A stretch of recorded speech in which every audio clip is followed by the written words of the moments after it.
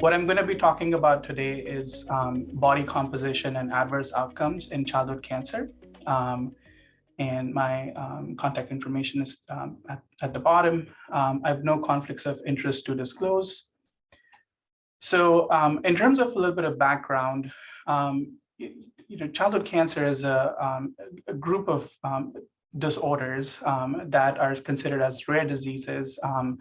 But thankfully, 5-year overall survival for childhood cancer now approaches about 85%. This is a graph that I adapted from the SEER registry data. And as you can see that the survival for childhood cancer back in the 60s and 70s was about 62%. This was 5-year overall survival. But because of various reasons that I'm going to mention, it now approaches about 85%. And this is back in 2014. I'm sure when the next report comes out that it's going to cross that number as well. And I think one of the big reasons why this advancement's been possible is because of a better understanding of the biology of childhood cancer. We now understand for a lot of different types of childhood cancer, what is the driver for those cancers. And thus we have now developed targeted drugs. And they're still far and few, but they've certainly helped in improving the survival for our patients. A better understanding of childhood cancer biology has then led to risk-adapted treatments. We now reserve the most intensive treatments for patients that are at the greatest risk of relapse, therefore keeping the less intensive treatments for the patients that are that we know are going to do better overall. We have, these advances have really been possible because of strong clinical trial consortiums like the Children's Oncology Group, which is an international consortium of pediatric oncology hospitals across the US and Canada, New Zealand, Australia, and some in Europe as well, that have tested even old drugs and certainly newer drugs across the spectrum of childhood cancer. And have resulted in this improvement in survival. And finally, better supportive care. We now know how we can deliver these very intensive treatments safely, and therefore lesser patients are now dying from toxicities from treatment. But nonetheless, there still are treatment-related toxicities that happen. A lot of our chemotherapy regimens still rely on drugs that were made back in the 60s and 70s, and these are cytotoxic chemotherapy drugs that don't really differentiate cancer cell from a normal healthy body cell. So therefore, there's toxicities that can happen because of these drugs. And broadly speaking, these are classified as hematologic toxicities, so blood toxicities.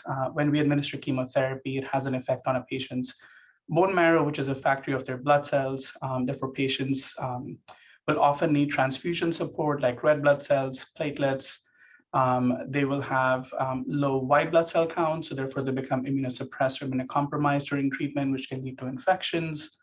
And then we have non-hematologic toxicities, so outside of the bone marrow. And these can be several toxicities, but the more common ones, I list some of them here. So mucositis such as mouth sores, central neurotoxicity such as seizures, peripheral neuropathy, bone toxicities, blood clots, high blood sugar, and other organ toxicities. So these higher grades of these treatment-related toxicities can unfortunately lead to chemotherapy dose omission. So if we have a patient who develops a serious toxicity from a chemotherapy drug, we're hesitant in giving that drug again because we know that the next time the toxicity could potentially be worse or even fatal. And this actually has an impact on survival. This Kaplan-Meier curve shows patients with acute lymphoblastic leukemia, which is the most common type of cancer that we treat. And a critical part of treatment for these patients is a drug called asparaginase. So asparaginase is a chemotherapy drug that depletes the enzyme asparagine. And as you can see from this curve, that patients who were not able to receive all the doses of their asparaginase had a lower event-free survival, had a lower disease-free survival in the long run, versus patients who got all the doses of the drug actually did better. And we know that patients who receive more intensive chemotherapy and who have more treatment-related toxicities have a higher odds of reporting impaired physical and emotional health-related quality of life. So that's kind of what my research career goal is. Can we identify these patients, these children with cancer who are at the greatest risk of treatment-related toxicities? Then can we design interventions to decrease the risk of these treatment-related toxicities and ultimately improve the quality of life and survival by decreasing these toxicities?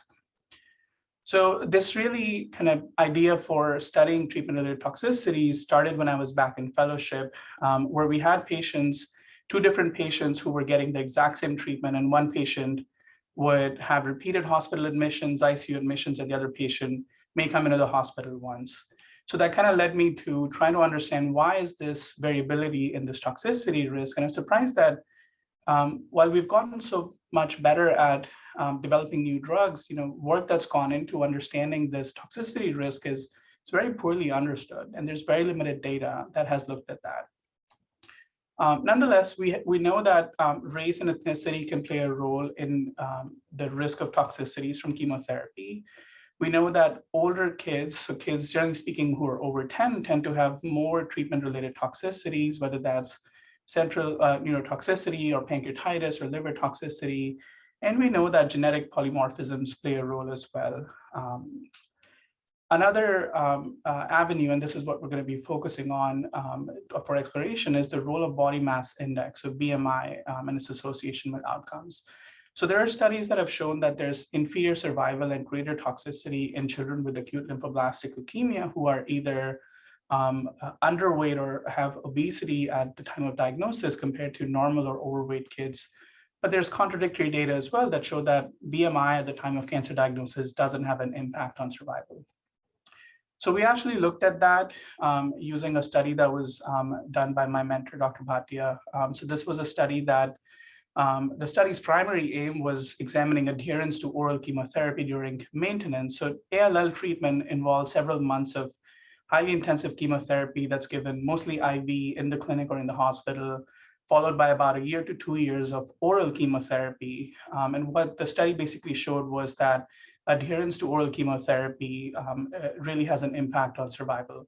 But as a part of the study, they collected monthly height and weight during 6 months of observation. So we used that to calculate their monthly BMI, which we then converted into BMI percentiles for the CDC growth charts, as is common practice in pediatrics. And we characterize patients as under normal weight, overweight or obese, and those with extreme obesity. And we found that there is a higher cumulative incidence of relapse, but really in the extreme. So when we have patients in the greater than or equal to the 99th percentile of those with extreme obesity is when you really start to see that association. But patients who were overweight or obese by definition did not have a higher cumulative incidence of relapse. And this translated into a 2.4-fold greater hazard of relapse among those with extreme obesity after we adjusted for clinical and disease covariates. So this kind of brings me to the point that one of the limitations of BMI, while it's easily accessible to the clinician at the bedside, is that it does not account for body composition. So in pediatrics and in pediatric oncology, we use these formulas of BMI, which is weight by height squared, or body surface area, which we use to calculate chemotherapy dosing. But again, the common variables to both of these is that they rely on a patient's height and weight, which is very different from body composition, which is an estimation of a patient's adipose tissue mass or their fat mass or their skeletal muscle mass. So how can we measure body composition? There's various ways of measuring body composition. Kind of in the past few years, we've moved away from using skin fold thickness, which used to be the gold standard, but now we use DEXA scans, which are now clinically considered as the gold standard for measuring body composition. Although on the research side, there's growing evidence that we can use computed tomography scans or CT scans or MRI scans to estimate a patient's body composition. And why this is exciting to us is that we obtain CT scans and MRI scans as part of routine disease staging. So if you have a patient who's coming in with a lymphoma or a solid tumor, those patients will be for clinical reasons getting these scans. So these scans are sitting in a server which we can use to estimate their body composition and use those numbers to hopefully predict outcomes and improve our patients' outcomes as well. So CT-based body composition can be done at various levels, but what's been shown is that measurement of muscle and adipose tissue mass at the third lumbar vertebral level, or L3, correlates strongly with muscle and adipose tissue that's measured by DEXA scans. So you can see from these curves that, from these graphs that on the left, this is looking at skeletal muscle, on the right is looking at adipose tissue, that these have really strong correlation with the same variables measured using CT scans versus DEXA scans. So what do we mean when we are measuring body composition? So if we had to measure body composition for one of our patients, we would use their CT scan to get to the midpoint of the cross section of L3, which is the third lumbar vertebral level.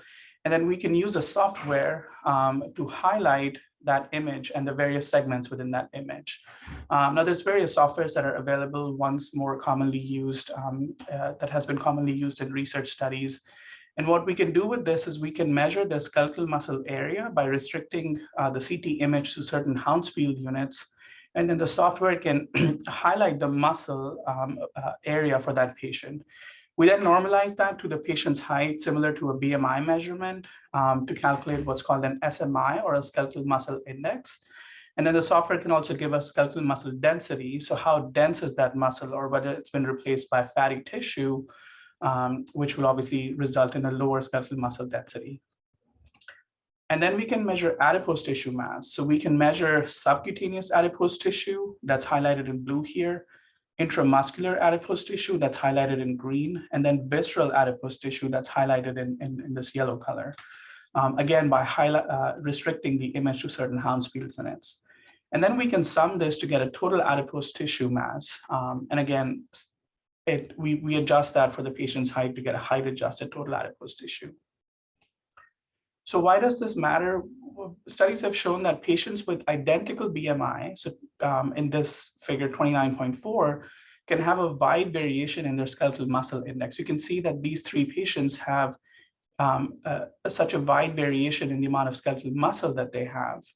And similarly, patients with identical SMI can have a wide variation in their body mass index. So patients,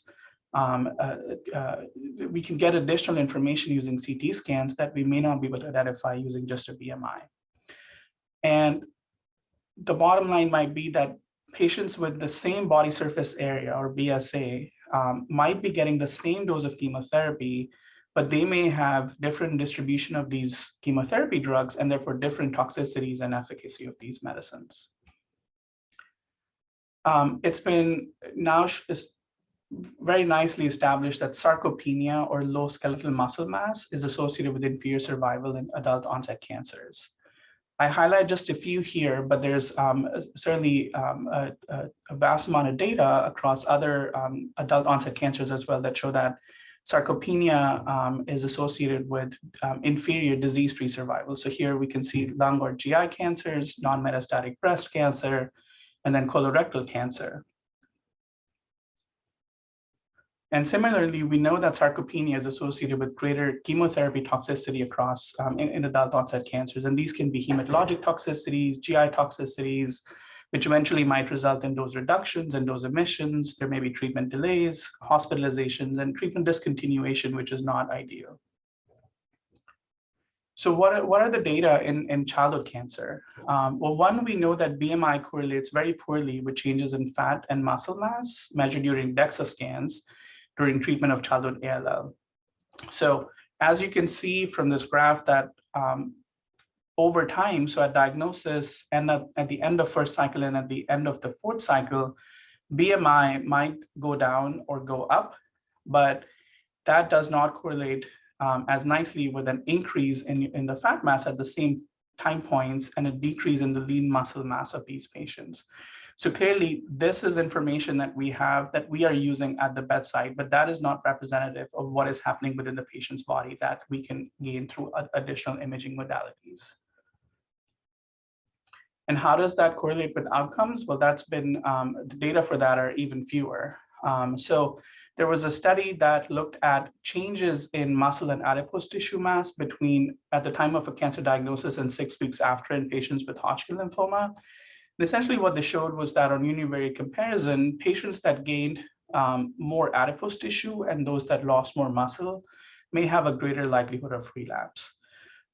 So that was the extent to where, we have looked at outcomes of body outcomes in pediatric cancer and association with body composition. So there was a large gap in the literature, and there still is. And this slide just shows, if you do a quick PubMed search for body composition in cancer, the amount of data that exists, the amount of studies that are that you can find by year in adults versus in pediatrics, so less than 18. So clearly there's work to be done. So we designed a study, which was a retrospective cohort study across 3 diagnoses, so Hodgkin lymphoma, non-Hodgkin lymphoma, and rhabdomyosarcoma, for patients that were treated at our hospital between the years of 2000 and 2014, 2 to 21 years of age. And I mentioned some exclusion criteria here. We used this software called Slice-O-Matic, and we calculated skeletal muscle index density and height adjusted total adipose tissue for these patients using that software. We extracted chemotherapy toxicities from the electronic medical record, and we used this CTCAE criteria, common terminology criteria for adverse events in our field to grade toxicities. And our primary outcome was to examine higher grades of hematologic toxicities or non-hematologic toxicities and its association with body composition. So just showing some kind of preliminary results here. We had 107 patients that we included in these studies with a median age of about 13 years, mostly male, mostly non-Hispanic whites. Most of the patients had a lymphoma with intermediate risk disease. So we initially looked at correlation between BMI percentile and CT measured body composition. And what we saw was that there was a poor correlation when it came to skeletal muscle indices, so skeletal muscle index or density, and then a somewhat modest correlation with height adjusted total adipose tissue with BMI percentile. We then looked at body surface area because this is what we use to calculate chemotherapy dosing. And again, found a sort of a modest to poor correlation between these metrics with body surface area. And again, I show this slide because I always find this interesting that, so these are 2 patients who were included in our study. So very similar age, about 14 years with, again, exactly the same body surface area, but you can see the differences in their body composition. So this patient, both patients would have a BMI percentile that would categorize them in sort of the obese category, but there's a clear difference in their skeletal muscle index and density, and then a difference in their height adjusted total adipose tissue. And I'm just noticing I made an error. This 219 should be here, 62.8 on the left side, because you can see that the blue, which represents total adiposity, is significantly greater in the patient on the right-hand panel in panel B compared to panel A. Again, this is information that we would not get if we do not use these methods. So then we looked at toxicities, and we found that patients who had a lower SMI or skeletal muscle index had more cycles with grade 4 or higher hematologic toxicity. We found that skeletal muscle density was higher in patients who did not have non-heme toxicities. And then we created models to look at each of these toxicities, accounting for age at cancer diagnosis, primary cancer diagnosis, sex, race, ethnicity, risk grouping, BMI percentile, SMI, and HDAT. And we found that a higher skeletal muscle density at the time of cancer diagnosis was associated with a lower odds of grade 4 or higher hematologic toxicity. And this was true in models that adjusted for BMI or for body surface area. We didn't identify any association with non-hematologic toxicities in our models. So where are we going with this? So the next thing we're doing is evaluating longitudinal changes in body composition in children with cancer. So we're looking in the cohort that we had published on, we're looking to see whether there's loss of muscle or gain in adipose tissue during their chemotherapy cycles and how that correlates with outcomes. So this is still a work in progress, but our preliminary findings show that BMI percentile has a non-significant increase over time. So we had scans at 3 time points, baseline follow-up 1 and follow-up 2, but there was a significant decline in skeletal muscle density and a significant increase in total adiposity. Again, if we were to just rely on their BMI, we would say that those patients are, their BMI hasn't significantly changed, but clearly that is not representing what is happening within the patient. And again, information that we're gaining only because we're using this different methodology. We're looking also in select disease groups now. So one of the limitations of our initial study was that it included 3 separate cancer diagnoses, which have somewhat different treatments, and it was done over a wide time frame. So 2000 to 2014, during which treatments changed as well, and we were unable to control for specific chemotherapy exposure. So we used the risk grouping as a surrogate marker, but we're looking at body composition and adverse outcomes in pediatric Hodgkin lymphoma across 2 clinical trials that were done through the Children's Oncology Group at this point. So we know that childhood Hodgkin lymphoma is extremely curable with overall survival well above 90–95%. But we are still relying on cytotoxic chemotherapy drugs, and we know that there's differences in response rates to therapy. We know that because of the cytotoxic chemotherapy, there's variable toxicity risk, and that for the patients that do relapse, they require even further aggressive therapy to get a chance to be cured again. So we're trying to identify, does body composition, can it explain some of these differences that we observe? So through the Children's Oncology Group and these 2 studies, we have identified about 1,500 patients that we're currently working with to try and understand this a little bit further. We're looking at body composition before a blood or marrow transplant, or BMT, and how that correlates with outcomes afterwards. We know that survivors of BMT carry a high burden of chronic health conditions. So we're trying to understand, does body composition play a role in that? So we're looking at pre-BMT body composition and treatment-related toxicities, length of stay, 1-year treatment-related mortality, and also the pharmacokinetics explain some of these differences. So that's been one of the hypotheses is, does body composition affect drug distribution and drug pharmacokinetics? And is that why, does that explain the mechanisms of what we're observing?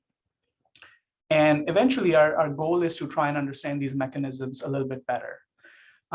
There are data that show that obesity can change the hormonal milieu around these cancer cells, and fat tissue may send signals to cancer cells that might promote growth or protection. So this picture here shows, this was a sort of a preclinical work that was done by investigators. So the red here is our adipose tissue cells, and the blue and the yellow cells are actually leukemia cells that the authors found that the adipose tissue sort of offers a protection to these leukemia cells that might actually lead to a higher risk of relapse down the road. Obesity creates a sort of a pro-inflammatory setting within the body that can promote vascularization and rapid tumor growth.